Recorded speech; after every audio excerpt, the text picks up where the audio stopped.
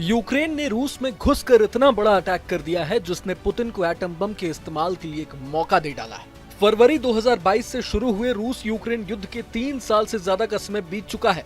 इस जंग में यूक्रेन और रूस दोनों को ही क्षति पहुंची है, लेकिन इस जंग में 1 जून 2025 को रूस पर यूक्रेन ने अभी तक का सबसे बड़ा हमला कर दिया है।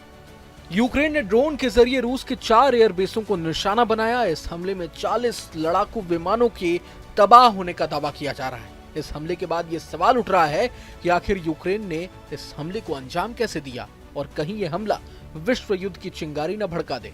मीडिया रिपोर्ट्स के मुताबिक यूक्रेन के स्ट्राइक को ऑपरेशन स्पाइडर वेब का नाम दिया गया है।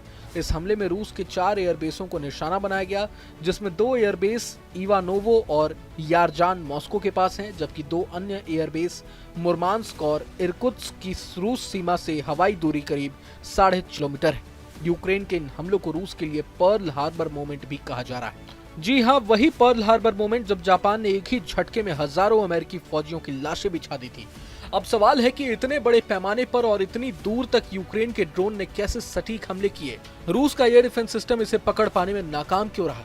यूक्रेन की तरफ से आ रही रिपोर्ट के मुताबिक यूक्रेन की सिक्योरिटी सर्विस ने रूस पर इतने बड़े ड्रोन हमले की योजना पर 1.5 साल पहले काम करना शुरू कर दिया था। तभी से इस तरह के हमले के लिए रणनीति बन रही थी। इसके लिए FPV ड्रोन्स के पैकेट्स को रूस के भीतर पहुंचाया गया। हालांकि इसे किस तरह रूस के अंदर पहुंचाया गया इसका अभी खुलासा नहीं किया गया। इसके बाद ड्रोन को कंटेनर नुमा बक्सों में कतार से सजाया गया।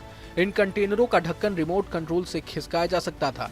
इन कंटेनरों को लकड़ी के बड़े केबिन के भीतर रखा गया। ट्रक पर रखे इन केबिन के छतों को भी रिमोट कंट्रोल से खुलने वाला बनाया गया।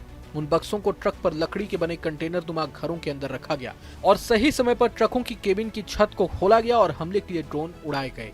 जो तस्वीर सामने आई है उसमें साफ देखा जा सकता है कि कैसे ड्रोन ट्रक पर लदे केबिन की छत से निकल रहे हैं और रूस के ठिकानों पर हमले कर रहे हैं।